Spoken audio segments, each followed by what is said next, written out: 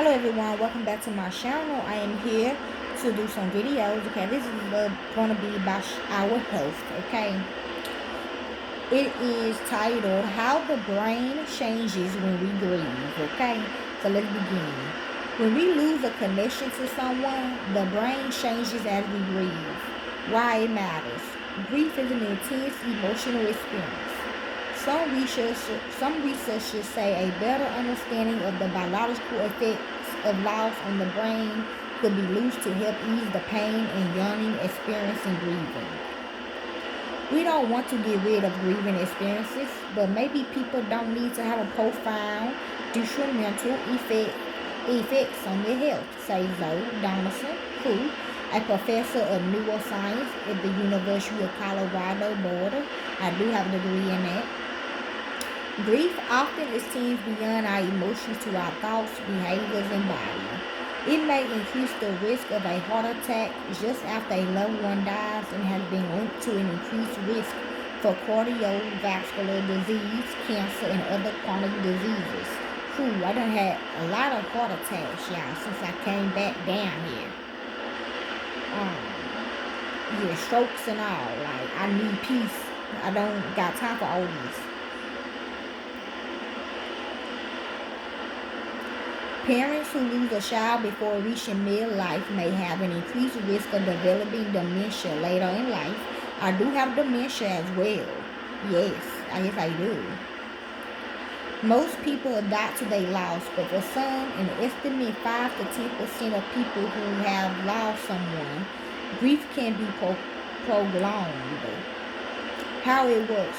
The bonds we form with one another take biological forms in the brain, changes in hormones, the expression of genes, and more. These neural maps, from my experience with someone, frame the brain's predictions of our world that guide us through life.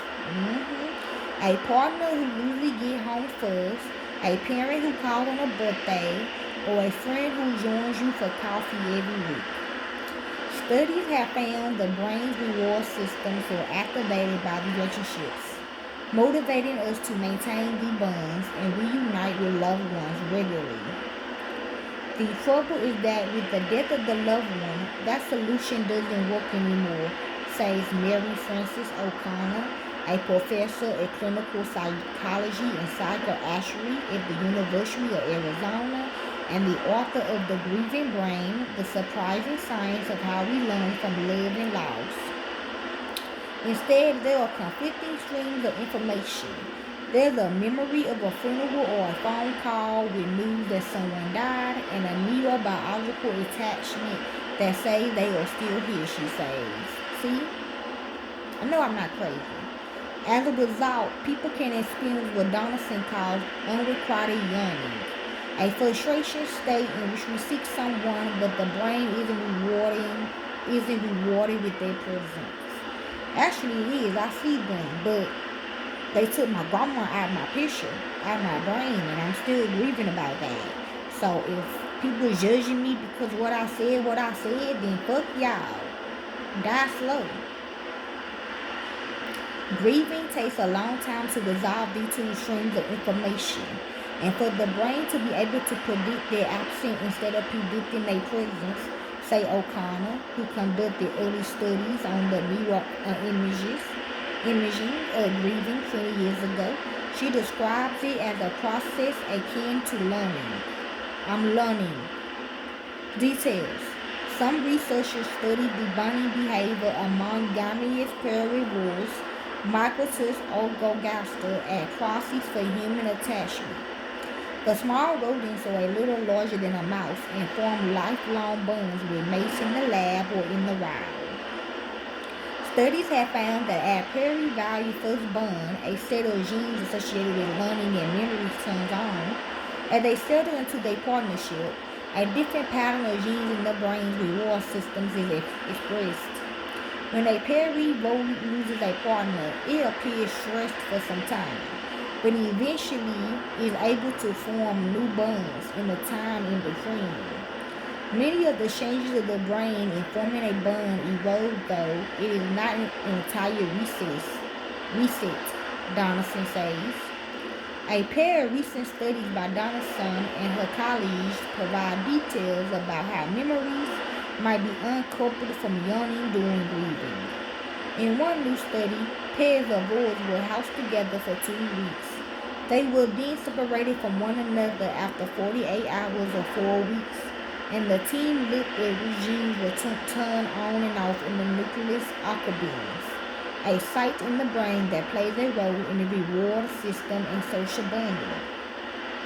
The researchers found a set of genes was expressed in male boys while they were with their partners, and for at least 2 days after the boys were separated. Over 4 weeks of separation, that pattern of gene expression eroded, but surprisingly, the males remembered and preferred their partner. These genes could be involved in recovering from the loss of a partner, who I am, not that one, Michael. Alison Bell, who studies animal behavior and wasn't involved in the study, wrote in an accompanying article, but the researchers acknowledged the pattern or expression for these genes could be different from those in other brain regions involved in bonding that could help to maintain attachments. In a second study, not yet peer-reviewed, Donaldson and her colleagues looked at the brain basis for learning and pairing roles. Boys were trained to press levers that open doors, one to their partners and another to a boy they didn't know. The boys pressed both levers but using a tool to measure the release of dopamine in the brain at the sub-second level. I like that energy, dopamine. Okay. The scientists found more dopamine was being released in the nucleus accumbens when they interacted with a partner. I think that's the love drug or something. It happened when they were hitting the level and anticipating reuniting with them, and when the door opened and they were actually together.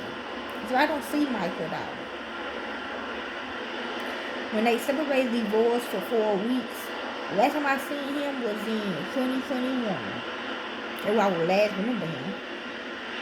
Less dopamine were released when they reunited.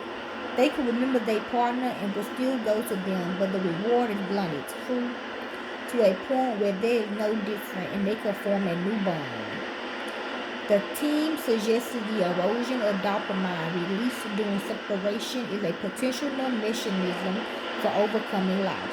Actually, I do see him sometimes though.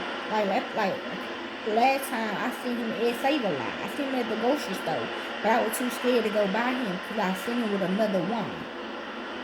So I got sad. I just, Then I be seeing him ride around the neighborhood.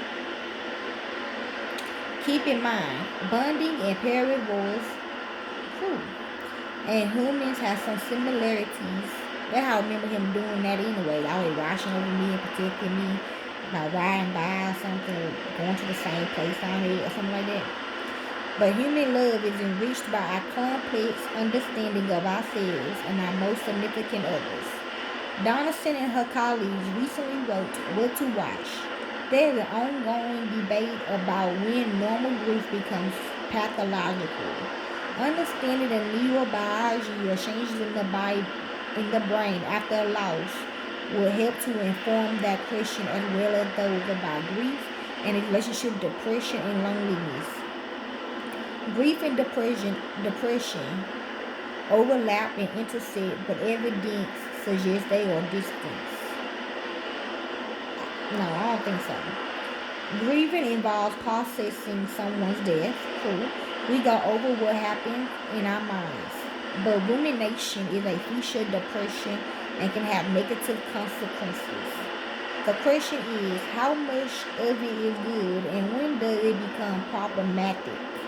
O'Connor says, the bottom line, as difficult as an experience grief is, from the perspective of the brain's mechanism, grief is a normal protective process, says Lisa Sherman, a neurologist at the University of Maryland and author of Before and After Loss, a neurologist's perspective on loss, grief, and our brain. I think so.